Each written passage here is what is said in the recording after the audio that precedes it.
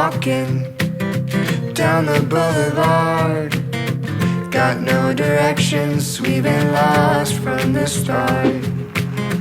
It's such a strange world we're living in.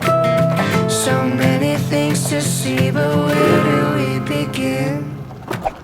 Well, believe it or not, it is April already, and this is gonna be our very last stop in Arizona.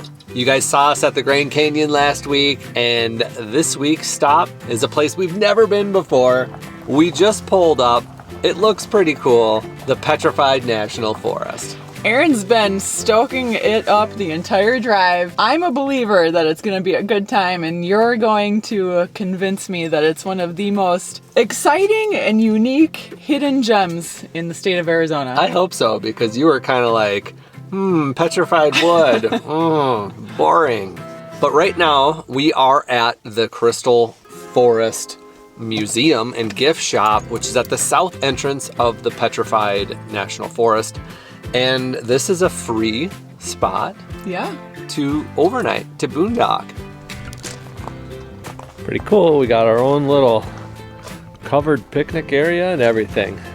Ooh, gonna be close. Oh no. That's not good. That's not good at all. So when I checked the clearance before we were unhooked, the stairs barely cleared it. And now that we unhooked and we leveled out, they don't clear.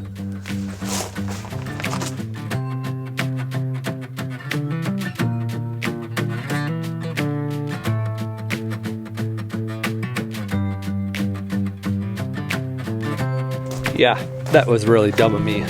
But not bad, we made it.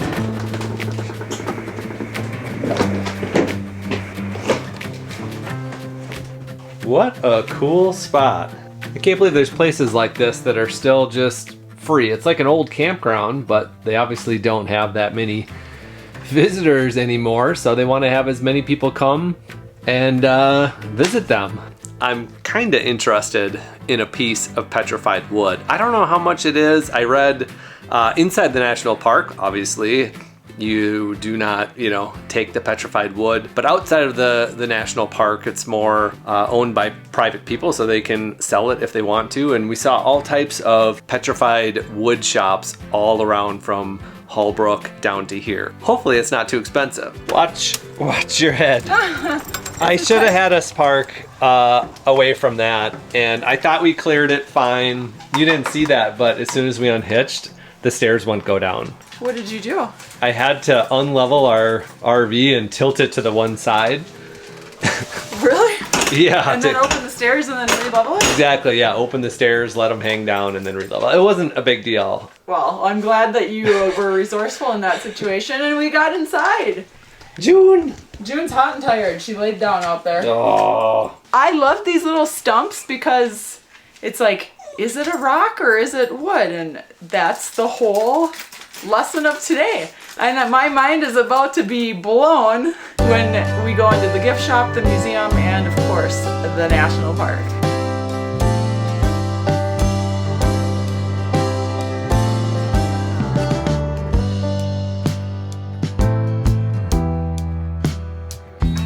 Wow. $7,000? $9,000? Whew. We're gonna have to sell the truck. Whew. Petrified wood is a fossil formed by the infiltration of minerals such as quartz or calcite into natural wood.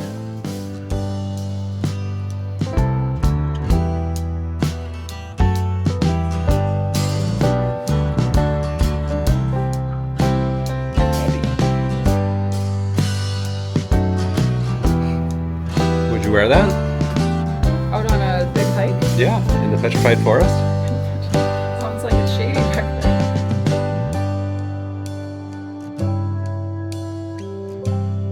All right, we're outside now of the gift store. They have an even larger outside area, and some of the history we've learned so far is pretty unique. Yeah, and I'm just blown away at the collection and the amount of items that are here. not only for sale, but also on display as part of the museum. I don't know if that's a real dinosaur egg or what. Look at that. I was not expecting there to be so much stuff in here, and they're super friendly and knowledgeable. We just talked to Heidi for quite a while. Heidi is working here today, and she gave us all sorts of information that we started just like drilling her with these questions, and she has a wealth of information. You can tell she's really passionate about the pieces that are in the store and in the museum.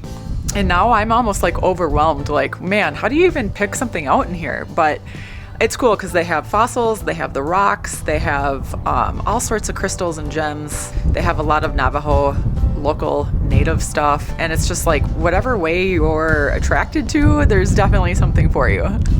So as an RVer, you know, petrified wood is not a ideal piece to get. They're kind of big, bulky, heavy, but they make a good gift. Yeah, these pieces are so big. Like, it would be so cool to have something like this in your yard. $2 a pound. Well, how heavy is it? Yeah, so $2 a pound. This might weigh like 10 pounds. So it'd be like 20 bucks or something. I found the perfect piece of petrified wood. Look at that bark on the side. Nice. Yeah. Because we can't afford the whole log.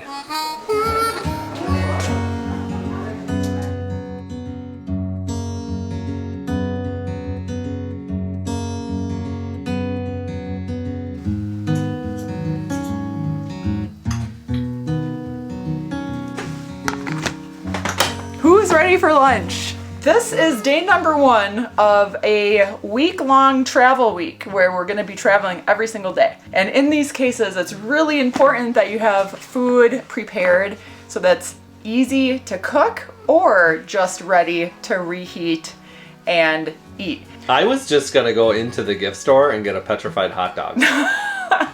You were not. I was. I don't even think that you would want to bite into one of those. I don't know what would happen to your teeth. Okay, so what I do for meat, you need to have meat pre-cooked. We have some braised carnitas, pork shoulder. Amazing. I did like 5 pounds in the oven the other night, which we had for dinner that night, and now we have a couple more meals ready to go in this. This is what we're gonna have for lunch today. And with that, we're gonna have just some white rice. This is fresh white rice that I cooked up yesterday. I like to put these Post-it notes with the dates on because I don't remember what day I made when. When I do my food prep, I often do it rolling throughout the week, meaning instead of one big gigantic session that takes me 3 hours, I'll do a chunk here, I'll do a chunk there, and it all adds up, and then I have everything dated so that I don't need to worry about things being too old. This was a bulk prep session that really didn't take much effort, but it is gonna save us so many times. It's gonna keep Aaron away from those petrified hot dogs. I do feel the nostalgia here, especially because of all the old vehicles. You can see there's an old Ranger parked right outside of our window, and it has 2 petrified logs in the back of it. And coincidentally, it has like a flat tire, which we're joking because the wood's so heavy that it put the Ranger out of commission. But there's all sorts of cool cars on the way here that we were eyeballing, and it smells good even though it's not warmed up yet. Like, I'm pretty hungry. 5 minutes. You better hope you don't smell this because you will be drooling if you do.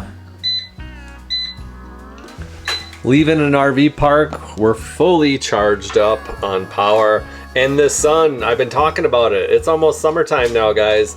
Look at how much power is coming through the solar panels. So basically, we're gonna be able to cook this on the air fryer, and we're still gonna be at 100% battery. We're gonna be able to leave the air conditioner on for the puppies when we go out to the park. And we're also gonna use the microwave for the white rice. It's gonna be good. I believe I read that you can use generators here in this free section if that's what you have to power the RV. No worries there. And then also across the street, they do hookups. Well, I should say electricity. You're not full hookup, but just electricity for 25 bucks a night. Not bad. So this is the short grain sticky white rice. Aaron loves the sticky white rice, and I've got to admit it's pretty good. We like to rotate between brown rice, white rice, quinoa. Sometimes I'll make white rice over brown rice simply because it takes 15 minutes instead of 50 minutes. That's a big difference on cook time. So when I put this together last night at 8 o'clock, I was like, yeah, let's just knock something out quick. And I'm sure glad I have something keeping us from eating those hot dogs. We're gonna be joking about petrified hot dogs for a while. Ooh, smells good. Doesn't that look good?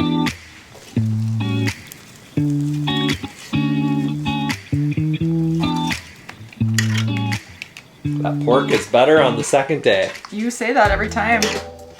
Faster than you can even go out and pluck a hot dog out of the wood.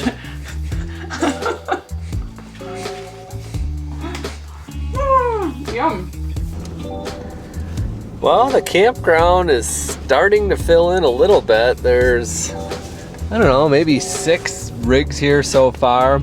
And we haven't even made it to the national park yet because we've been stuck in the gift store for 2 hours. We had way too much fun in there. There's so many things to look at, and that's a good thing we don't have a house, because we probably would have spent a lot of money on a big showpiece petrified log. Yeah, actually the park entrance is literally right here. So the park does close at 5 o'clock. So we are unfortunately only gonna have a couple hours to make our way through, but I don't think they'd lock us in. They could. So the park closes at 5 o'clock? Okay. Well, that's a pretty big relief that they don't kick you out right at 5 o'clock. So you can't enter the park past 5, but they give you a couple hours to leave. So that's good because it's almost 3 o'clock. We'd literally have 2 hours to see this park, and it's 28 miles from the south to the north entrance.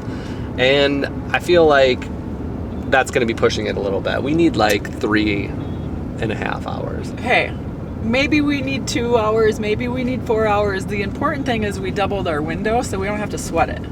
I feel like we're in Badlands right now. It just has that vibe to it, that remoteness. That small national park where you drive through it, you do feel like you're in the middle of nowhere, which a lot of national parks feel that way, right? Hopefully it evolves as we get in there more. It is literally covered in petrified wood all over. So is this the only spot in America that has petrified wood? I don't know, but huge pieces. If you were at the gift store, they'd be $9,000. Do you want to go to the visitor center? Oh, yeah. Look at those big pieces up there. Whoa. I've never seen Aaron so excited.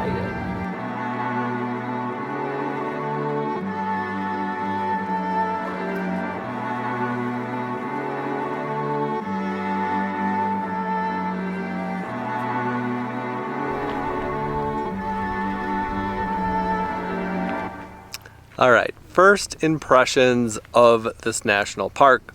We've only been a couple miles in, but the little visitor center on the south end is pretty cool. And the first glimpse of these giant petrified trees, I'm blown away by them. The color, the beauty, and the landscape all around is pretty special. This is a little bit more than I was expecting from this national park.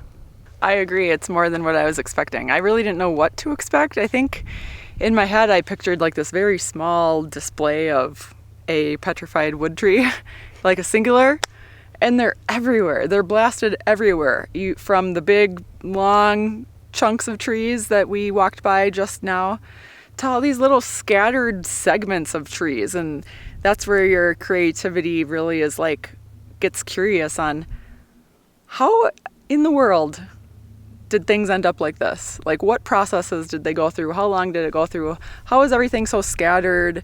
And just even the bluffs in the background, like it's a whole smorgasbord of beauty in one spot.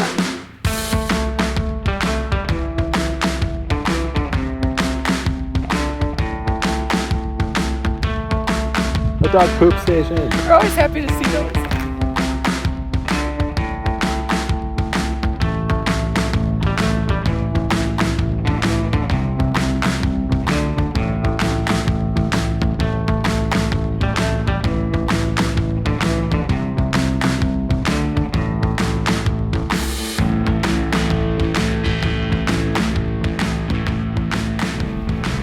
So Agate Bridge was something I wanted to definitely check out. I wasn't expecting there to be a structure underneath holding it up, but they say they put that there back in 1917 to perhaps save it for more years to come. But that is one solid tree that was carved out and had water flowing underneath it.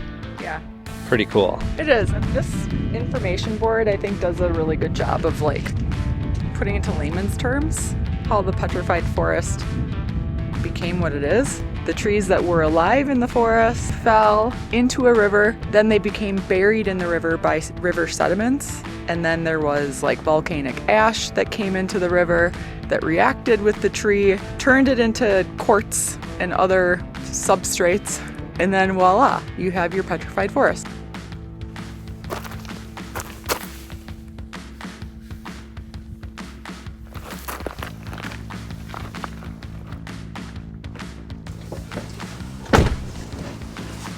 Well, I think we're gonna end our national park tour for the day here. It's almost 5 o'clock. The park's getting nice and empty, which is kind of cool. We just finished our last spot we're gonna see, which is Agate Bridge, and you know, we're gonna leave it at that. I think you need a lot of time to visit this park. This park is pretty cool. It's a lot cooler than the Badlands. I hate to say it, Badland fans, but there's just a lot more visually to look at here with those petrified trees. It just adds that, plus the painted hills, plus like the unique landscape, plus the fossils and the history and all that. It's pretty cool. It's bigger and better than what I expected, so Yeah. that's good. And what a cool, unique spot where you can stay for free at the Crystal Forest Museum. Yeah. Which is a cool museum and gift shop in itself. Like, you could just spend a couple hours there if you wanted to. Yeah, and spend a day in town. Yeah. Yeah, Yes. More to see. yeah. More to do. I love those little towns. Ever wonder where the name Irene Iron Travels comes from? It's actually named after my online fitness and nutrition coaching business, Irene Iron Fitness. I help people move better, feel better, and eat better with strength training and real food. No fad diets, no harsh restrictions, no counting calories, and absolutely no processed food in a package. If you want to get stronger and feel better at any age, check the description below for the links with my new client special, or join in on our next and upcoming group challenge.